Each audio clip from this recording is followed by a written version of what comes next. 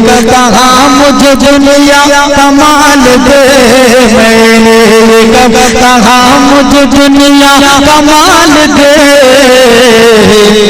کہ مجھ کو گدا بنا کے مدینے میں ڈال دے۔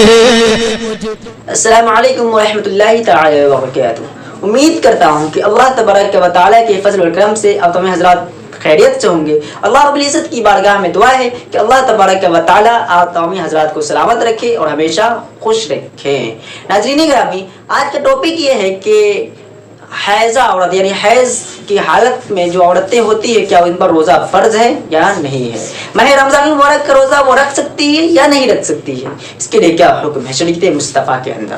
تو ناظرین گرامی، ہم ویڈیو شروع کرنے سے پہلے آپ سے ریکویسٹ کریں گے اور گزارش کریں گے کہ اگر آپ نے ابھی تک ہمارے سرور کائنات چینل کو سبسکرائب نہیں کیا ہے تو ابھی ہمارے سرور کائنات چینل کو سبسکرائب کریں اور ساتھ ہی بیل والے گھنٹی کو بھی دبائیں، تاکہ وقتاً فوقتاً جو میں ویڈیو اپلوڈ کرتا ہوں وہ آپ لوگوں تک بآسانی کے ساتھ پہنچ سکے۔ شکریہ، جزاک اللہ خیراً کثیرا۔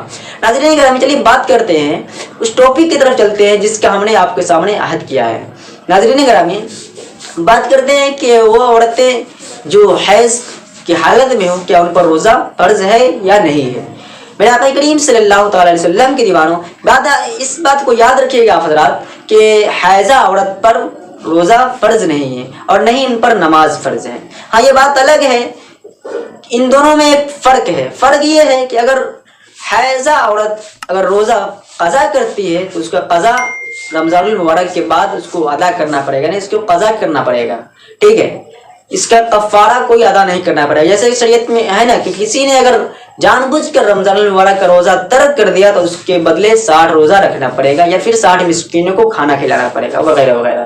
لیکن ایسی اگر حیضہ عورت حیض کی حالت میں اگر وہ روزہ چھوڑتی ہے تو اس صورت میں ان کو کفارہ ادا نہیں کرنا پڑے گا۔ ہاں، یہ بات ہے کہ ان کو اس کا قضا کرنا پڑے گا۔ مثال کے طور پر اگر کسی عورت نے رمضان المبارک کے مہینے میں 5 دن اس کی حیض آئی اور 5 دن حیض آنے کی صورت میں اس نے رمضان المبارک کی 5 روزہ ترک کر دی، تو اس صورت میں رمضان المبارک کو جانے کے بعد رمضان المبارک کے بعد میں وہ 5 روزہ قضا کرے گی۔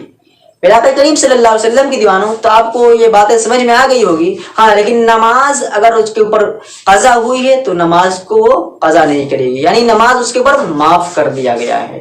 میرے آقا کریم صلی اللہ تعالی علیہ وسلم کے پیارے دیوانوں، امید کرتا ہوں کہ آپ تمام حضرات کو یہ ویڈیو اچھی لگی ہوگی۔ اگر اچھی لگی ہے تو اس کو لائک، شیئر، کمنٹ اور ساتھ ہی ثواب کی نیت سے اپنے دوست و احباب اور خواتین اسلام تک اس کو شیئر ضرور کیا کریں، تاکہ ہو سکتا ہے کچھ ایسے بھی خواتین اسلام ہو